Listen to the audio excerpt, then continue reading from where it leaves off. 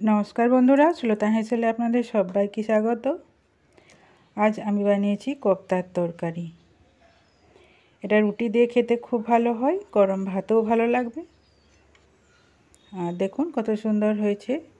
আর আমার এই রেসিপিটি আপনাদের যদি ভালো লাগে লাইক আর সাবস্ক্রাইব করতে ভুলবেন না যেন। কাঁঠাল তো আমরা অনেক রকমভাবে খেয়েছি, এখন কাঁঠালকে আমরা যদি এরকম কোপ্তা করে বানিয়ে খাই তাহলে আমাদের একটু স্বাদে পরিবর্তন হয় আর খাবারও একটু ভিন্নতা আসে। এখানে আমি কাঁঠালগুলোকে দেখুন এরকম করে কেটে নিয়েছি, আর নিয়েছি দুটো আলু। আলুটা আমি খোসা সহই নিয়েছি, আপনারা চাইলে খোসা বাদ দিয়েও দিতে পারেন। প্রেসার কুকারে আমি জলটা গরম করতে দিয়েছিলাম, দুটো আলু দিয়ে দিলাম আর কেটে রাখা কাঁঠালগুলো দিয়ে দিলাম আর 1 কাপ জল দিয়েছি। দিয়ে এটাকে 6টা সিটি দিয়ে দেব। 6টা সিটি হয়ে গেছে। এরপর গ্যাসটাকে বন্ধ করে এখন আমি সিটিটা বের করব না, এটা ঠান্ডা হতে দেব। ঠান্ডা করে নিয়েছি আমি। আর এখানে দেখুন আলু দুটো খোসা ছাড়িয়ে নিয়েছি। এখানে আমি একটা আলু নিচ্ছি আর একটা আলু আমি পরে ব্যবহার করব।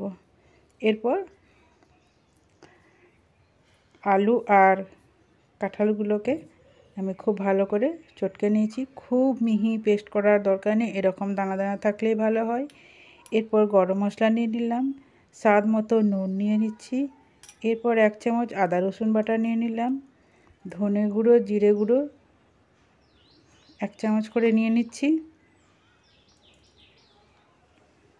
আর কালারের জন্য একটু সামান্য হলুদ নিয়ে নিচ্ছি। আর নিচ্ছি বাইন্ডিংয়ের জন্য বেসন। এখানে আমি 3 চামচ বেসন ব্যবহার করেছি। প্রয়োজনে যদি এটা একটু টাইট না হয় তাহলে আরও বেসন নিয়ে নেব। তো খেয়াল রাখতে হবে, খুব বেশি বেসন নিলে কোপ্তাগুলো খেতে খারাপ হবে। তাই যাতে জল জল না থাকে একদম শুকনো করে নিতে হবে। নিলে দেখুন এই যে কতটা টাইট টাইট হয়েছে। এরপর এগুলোকে আমি বলের মতন করে গড়ে নিচ্ছি। আপনারা চাইলে অন্য কোনো শেপ দিতে পারেন।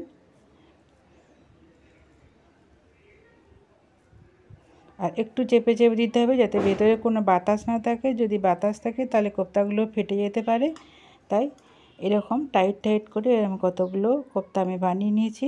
আর এখানে মিক্সি বাটি নিয়ে নিয়েছি একটা। এখানে 3টা পেঁয়াজকে আমি দিয়ে দিচ্ছি, এর একটা পেস্ট বানিয়ে নেব। কড়াইটা আমি বসিয়ে দিয়েছি, তে সর্ষে তেল দিচ্ছি। অবশ্যই সর্ষের তেলে আমি কোপ্তাগুলো ভেজে নেব।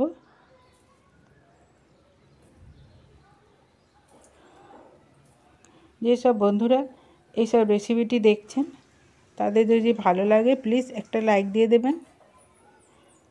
আর কোপ্তাগুলোকে খুব মিডিয়াম আছে, তেলকে কিন্তু খুব বেশি গরম করা চলবে না, তাহলে ওপর থেকে পুড়ে যাবে। তাই মিডিয়াম আছে কোপ্তাগুলোকে ধীরে ধীরে উল্টে পাল্টে ভেজে নিতে হবে ধীরে ধীরে।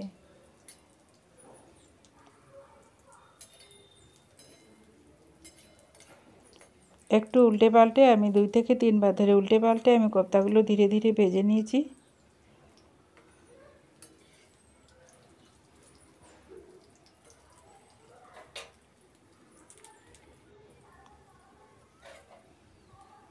এরপর কোপ্তাগুলোকে একে একে আমি উল্টে পাল্টে এই সময় গ্যাসের আঁচকে বাড়িয়ে দেবো যাতে তেলটা ঝরে যায় ভালো করে। এরপর কোপ্তাগুলোকে আমি একে একে তুলে নেব। যেসব নতুন বন্ধুরা আমার এই ভিডিওটি দেখছেন তাদের যদি ভালো লাগে প্লিজ একটা সাবস্ক্রাইব করে পাশে থেকে যেতে পারেন। আমি এরকম নিত্য নতুন রেসিপি দিয়ে থাকি, সেই নোটিফিকেশান আপনারা পেয়ে যাবেন। আর ভালো লাগলে রেসিপিটি আপনারা দেখে নিতে পারেন। কোপ্তাগুলো সব তুলে নিয়েছি। এরপর আমি কিছু আলু দিয়ে দিয়েছি, 3টা বড় মিডিয়াম সাইজের। আলুগুলোকে একটু ভেজে নেব। আলুগুলোকে কোপ্তা তরকারিতে আলু দিতেও পারেন নাও দিতে পারেন, তবে আলু দিয়ে করলে ভালো হয়। তা আলুগুলোকে আমি ওই তেলেই ছেঁকে নিচ্ছি। আর এখানে আলুগুলোকে আমি 80% সেদ্ধ করে নেব। আলুগুলো ভাজা হয়ে গেছে, হাফ সেদ্ধ হয়ে গেছে। এরপর আমি আলুগুলোকে ছেঁকে তুলে নিচ্ছি। আর অতিরিক্ত তেলটা তুলে নিয়ে এখানে আমি 1 চামচ তেল রেখেছি। এরপর দিয়ে দিলাম 1 চামচ জিরা, তেজপাতা আর 2টো শুকনো লঙ্কা। এরপর ফোড়নটা একটু ভালো করে ভেজে নেব। তারপর দিয়ে দিচ্ছি 2টা মিডিয়াম সাইজের পেঁয়াজকে একটু বড় বড় করে কুচি করেছি, কারণ এই পেঁয়াজগুলো কোপ্তার সাথে ভাত বা রুটির সাথে খেতে ভালো লাগবে। এগুলো আমি হালকা ভেজে তরকারিটা করব, কোপ্তাগুলো একদম মিহি করব না। আর গ্রেভির জন্য আমি পেঁয়াজ কিছুটা পেস্ট করে নিয়েছি, সেই পেঁয়াজ বাটাটা দিয়ে দিলাম। আর টমেটো একটা পিউরি করেছিলাম, টমেটো পিউরিটা দিয়ে দিলাম। আর আদা রসুন বাটা 1 চামচ দিয়ে দিলাম। আর মিক্সি বাটিটা ধুয়ে জলটা দিয়ে দিলাম, দিয়ে ভালো করে মিশিয়ে নিচ্ছি। এই সময় গ্যাসের আঁচকে কমিয়ে রাখবো, আবার ধীরে ধীরে মশলাগুলো আমি খুব ভালো করে কষে নেব। হলুদ দিয়ে দিচ্ছি 1 চামচ।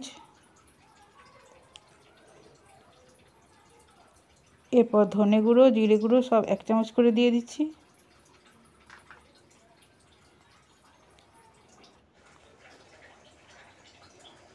গরম মশলা গুঁড়ো দিয়ে দিচ্ছি 1 চামচ। লঙ্কার গুঁড়ো দিয়ে দিলাম 1 চামচ। এরপর আবারও ভালো করে মিশিয়ে আমি মশলাটা খুব ভালো করে কষিয়ে নেব।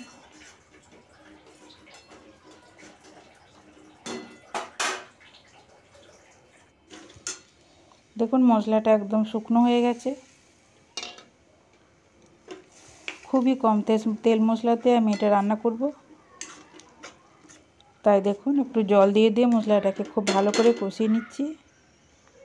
এই গরমের সময় এরকম কাঁঠালের কোপ্তা বানিয়ে তরকারি করে খেলে খেতে খুব ভালো লাগবে। আর এই গরমে যাদের মুখে অরুচি হয়েছে তারাও খেতে পারবে।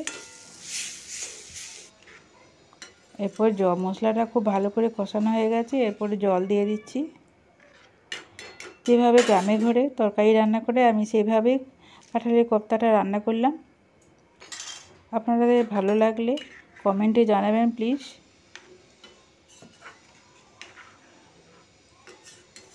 তারপর আলুগুলো দিয়ে আমি ভালো করে আলুগুলো আরও যে 20% সেদ্ধ হতে বাকি ছিল সেগুলো সেদ্ধ করে নেব। আবার ঢাকা দিয়ে দিচ্ছি 2 মিনিটের জন্য। 2 মিনিট পরে ফিরে এলাম।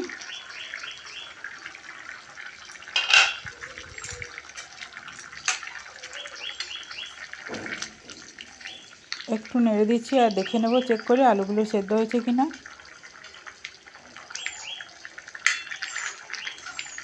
আলুগুলো দেখুন সেদ্ধ হয়ে গেছে। এরপর যে কোপ্তাগুলো ভেজে রেখেছিলাম, মানে কাঁঠালের কোপ্তা, সেগুলো আমি দিয়ে দিচ্ছি।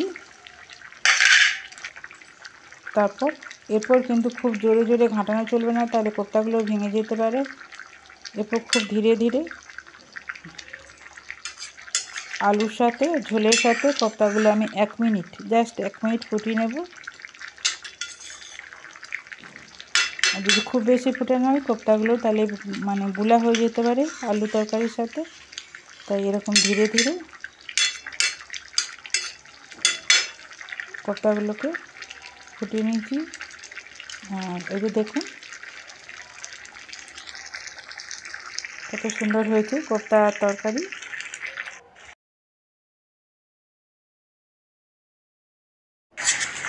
তরকারিটা আমার হয়ে গেছে। এরপর দেখুন কোপ্তাগুলো আমি আস্তে আস্তে তুলে নিচ্ছি একটা প্লেটে, তুলে দেখাচ্ছি। দেখুন কত সুন্দর হয়েছে, আর মশলার সঙ্গে ফুটে কোপ্তাগুলো খেতেও খুব সুন্দর হয়। আমার এই রেসিপিটি ধৈর্য ধরে দেখার জন্য আপনাদের অসংখ্য ধন্যবাদ। আপনারা সবাই ভালো থাকবেন, সাথে থাকবেন।